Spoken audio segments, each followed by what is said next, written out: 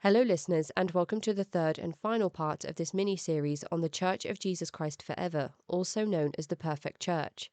In part 2, Jesse described his difficult childhood growing up in a church that skewed scripture and abused its congregants. In part 2, Jesse explored his multiple attempts to escape this life, taking drastic measures to break free. In this third and final part, we will look at Jesse's rebirth and ultimate escape from the group, creating a beautiful life for himself in adulthood.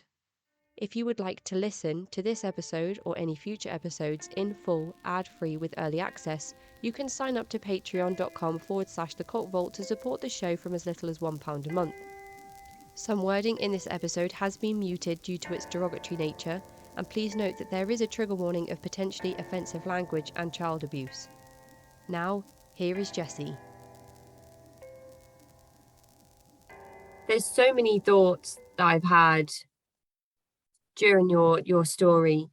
A lot of the time when I ask people what advice they would give to others who are looking to leave a high controlling environment, a lot of the time it's not as easy as just walking away for all of the reasons that you've listed and all of the struggles that you experienced. No money, no identification, no contacts outside of the environment, no support system.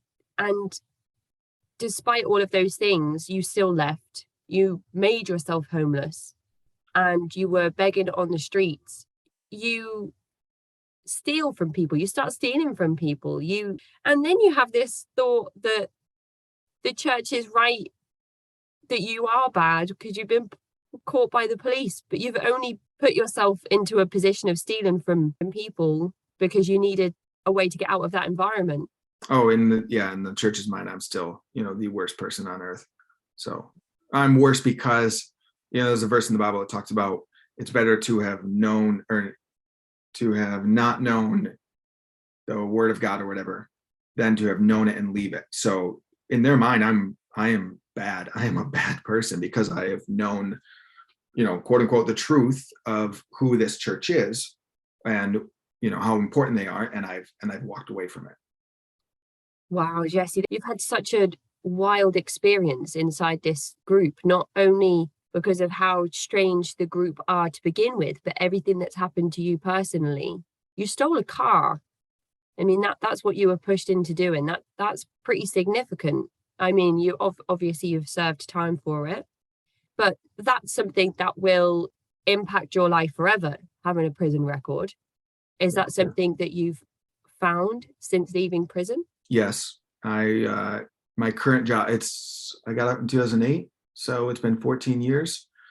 And my current job that I've had for just under a year, I had to pull aside one of the managers and state like, hey, I was 18. I obviously don't go through everything. I don't go through all the details about why I went to prison, but I say like, hey, I was 18. I'm 35 right now.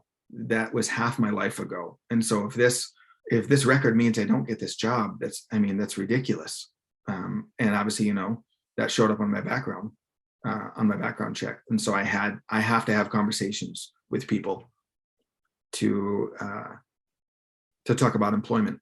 And that's really unfortunate because that record never goes away. I'm not going to sit there and explain to every potential employer about why I went to prison. I just say I was a kid. You also mentioned that you were a well-behaved inmate. Oh, absolutely. I acted out in school quite a bit. I acted out in school. I was in a very small town, so anything that I did, everyone knew about. School was my place to escape.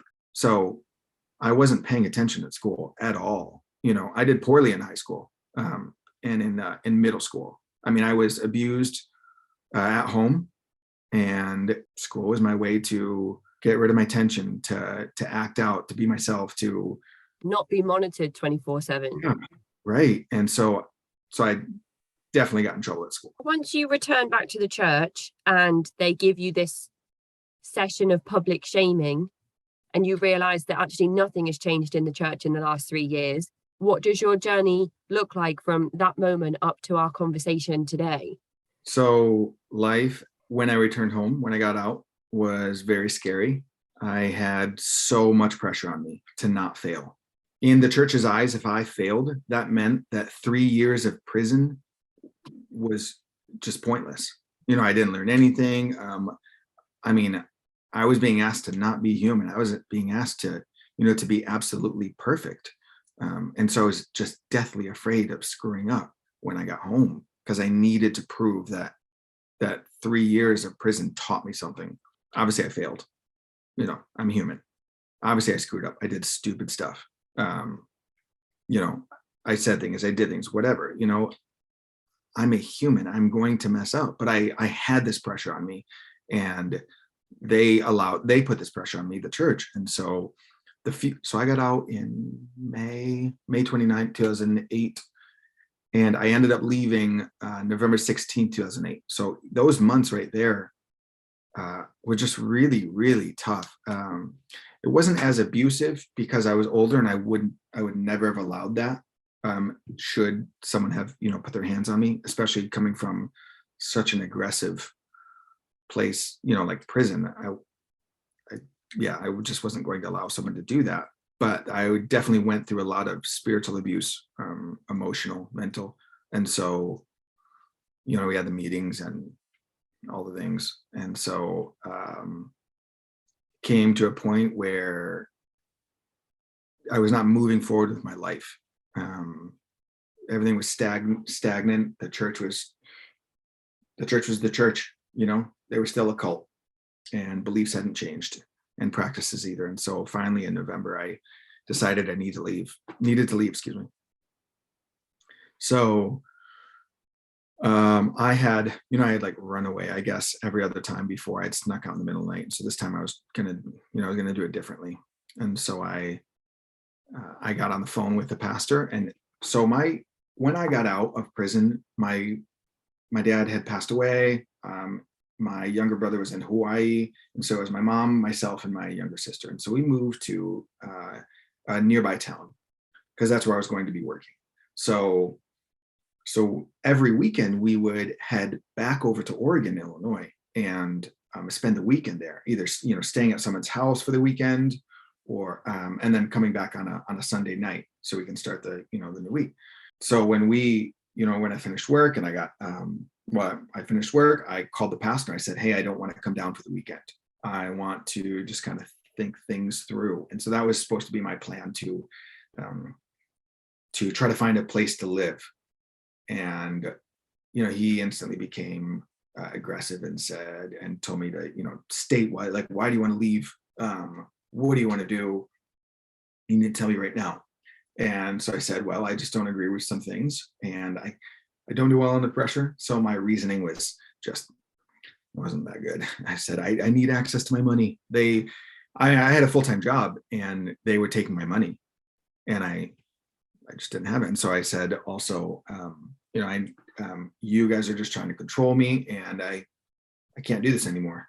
And so he said, if you don't come down for the weekend, I'm going to tell your mom to kick you out of the house. So I said, all right, well, I'm leaving the church. So I hung up the phone, and I drove home, and I knew that my mom was going to get a phone call.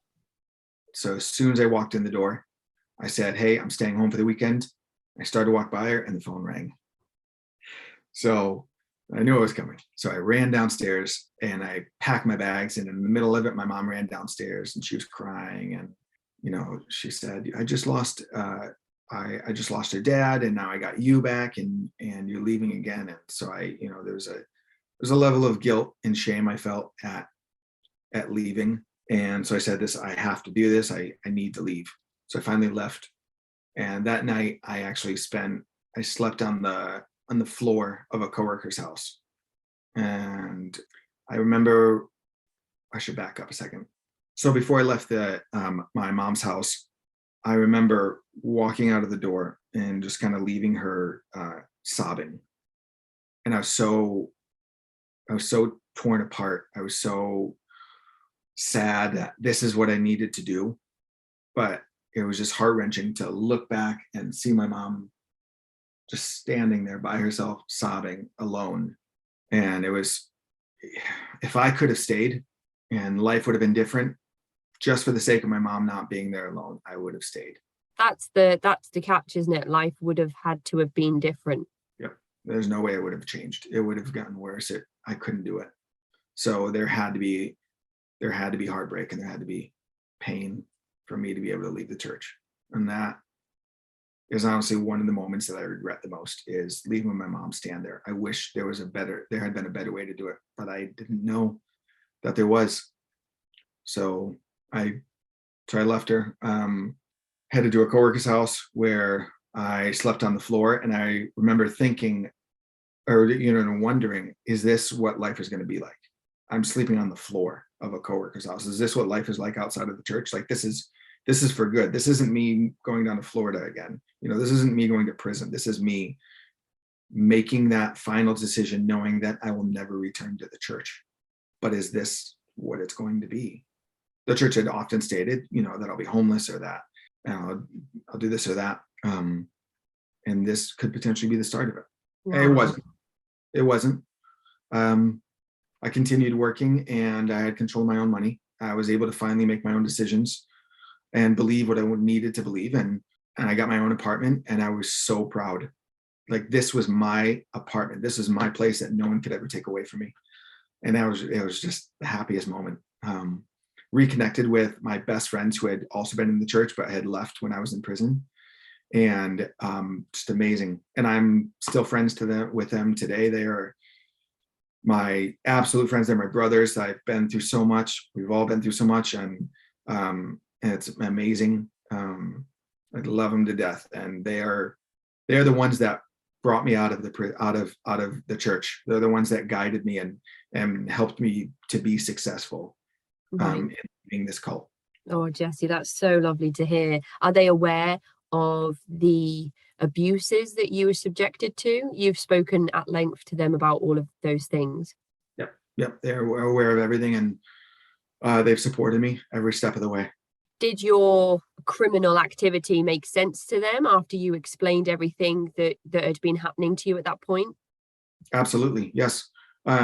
We all knew what I needed to do. They understand that my family was treated the worst, and I, above everyone else, was treated just worse than everyone, and we randomly have an ex-member state like, oh, I was treated the worst. And they've come to my defense and have stated that you don't understand what Jesse went through. You have no idea. Like, I have to live the rest of my life with a criminal record, and that is directly because of the church. Yeah. So I will always have it worse than anyone else. And that is not a pity party on me. I'm successful right now. I have made something out of my life, and I'm really happy. It took me a while to go back to church, but the first few churches I went to, I just walked out of. Couldn't be in there. And then I decided that I wanted to do some type of like mission work. Like, I wanted to feel like I was like helping someone. And so I went on these volunteer trips around the world. And that is where I met my wife. We were in Africa, and I was the project coordinator for incoming and outgoing volunteer groups, and she came in on a volunteer group. Wow. So I like to tell people that that I was her boss, and she will adamantly deny that. Yeah. And you keep looking to the side. She's in the room with you now? She's not here. I'm smiling out of the window because I know that she will hear this and obviously deny it. Oh, and of course she's privy to all of this. Oh, absolutely. Yes. Yep. She's my biggest supporter. She's amazing. She's been with me every step of the way. We've been married for 5 years now. And our little dog Squirrel, and it's our little family.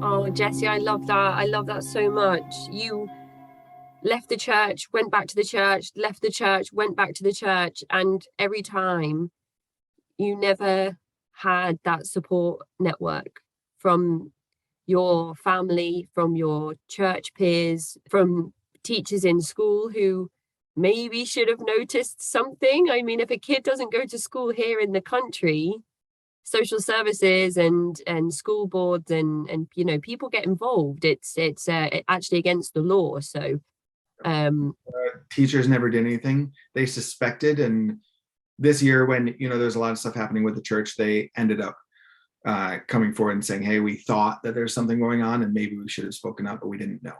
Yeah, I think that there's sort of since the early 2000s, there's been a lot more teacher training around, awareness of child abuse in various forms, not just physical abuse or sexual abuse.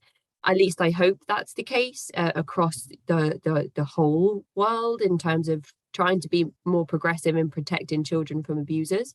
One question I did have, you said before, I'm human. I'm going to make mistakes.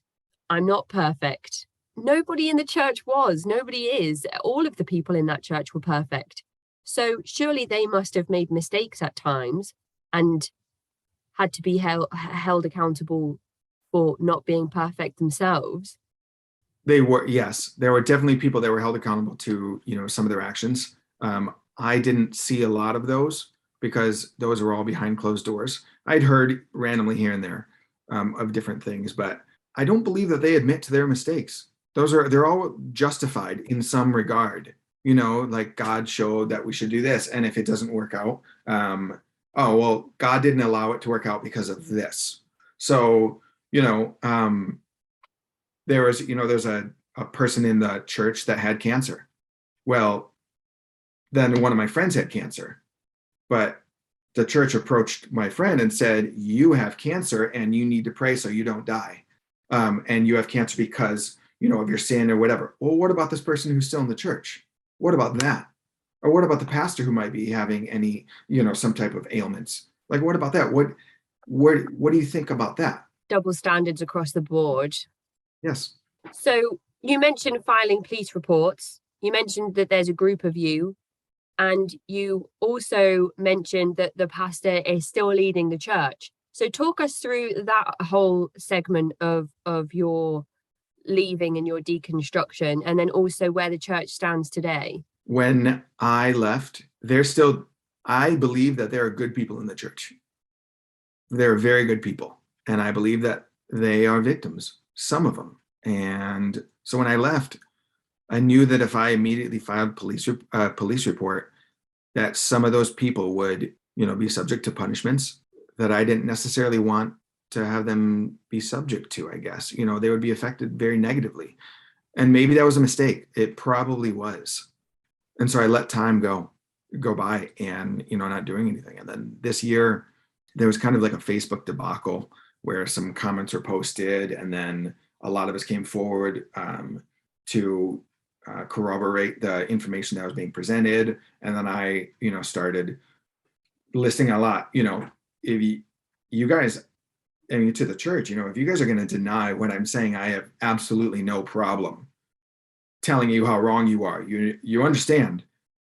And you were there, when a lot of the things that happened to me happened, and you were some of my abusers. So if you want me to, I will state my, my abuses, which I did. And they never specifically stated this, like, we never held a knife to Jesse. They never have said that they didn't do that. They just say that Jesse's lying, So I've asked them specifically, why don't you, since you're telling me that I'm lying publicly, why don't you publicly state, did you do this or did you do that? And they refuse. So we, a few of us decided to file charges, criminal charges. And while the police were investigating, there's, it's Facebook, it's social media. So there's a debacle, a lot of back and forth stuff, a lot of information being put out there. And I began writing a book. And so I began doing some research and interviewing a lot of people. And so I've learned a lot more about the background of the pastor, and just a lot of stuff about the pastor that a lot of people don't know. And it just doesn't not make sense that there are 50 people who are willing to follow him if they knew everything that he had done before he was a pastor. Yeah. So unfortunately, there is a statute of limitations, and the statute of limitations is passed. And so the church cannot be held accountable for the things that they've done. to you, that's not to say that there isn't abuse of other children taking place right now. Right. And that's what needs to happen, is more people need to leave the church. However, their access to social media is very limited, and they will probably never hear this podcast ever. There is a chance that even though you can file these police reports, and even though the statute of limitations has passed, there is a chance that you and the others who are speaking out and putting this information across social media and on public forums might be heard by other people who are being subjected to similar abuses. There is still that chance. Yes. And it's so important to understand that, to realize that, and know that you could save somebody's life by allowing them to know that they're not on their own, and that there are other people who have experienced these things, and that you can become somebody who is loved and cared for and appreciated and successful in life in the way that you feel you are successful.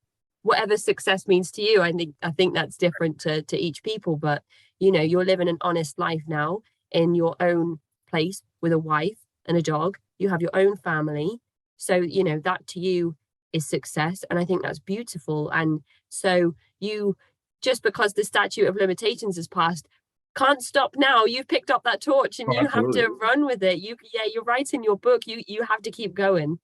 Oh yeah, this doesn't end. Like they can't keep me quiet. I mean, it's not going to happen.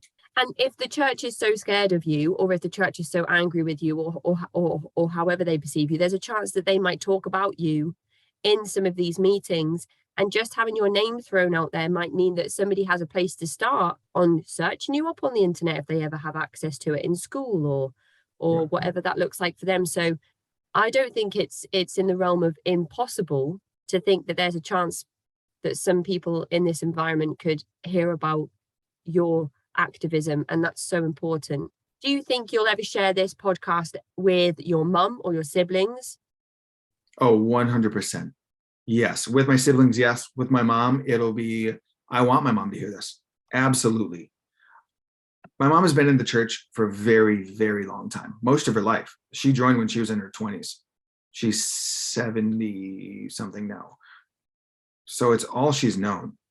I would love it if this could have a very, positive impact on her, and kind of persuade her to realize the things that have happened, and understand where I'm coming from. But I don't know that I'm very optimistic about it creating a pathway for her to leave, because again, it's all she's ever known. And this is her family. If she were to leave now, this would be to deny every single thing that she's ever learned and believed and done. And her whole community and social life and everything that she's sort of integrated with. Yep. This will be the first time that your siblings will hear in detail some of your experiences, though?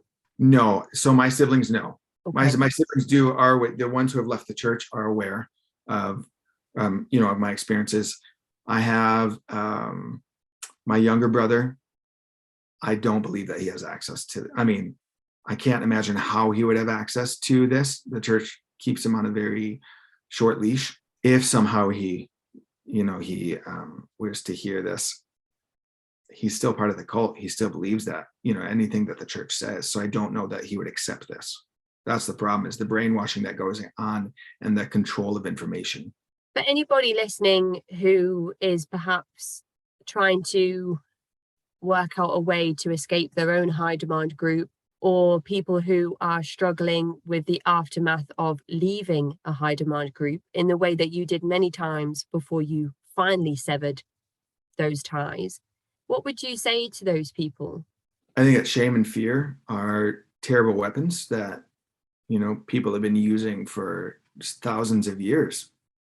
I don't think that you need to feel ashamed about why you believe what you believe, or why you chose to find your own pathway, rather than, allow someone to force you down their path.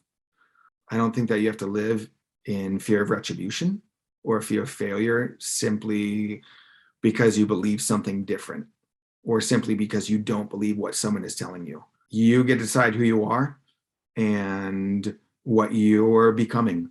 We all have free will, and no person has the right to take that from us. Yeah, there are millions of people who are alive today who have been through what we've been through, what you've been through, and we hear you and we see you.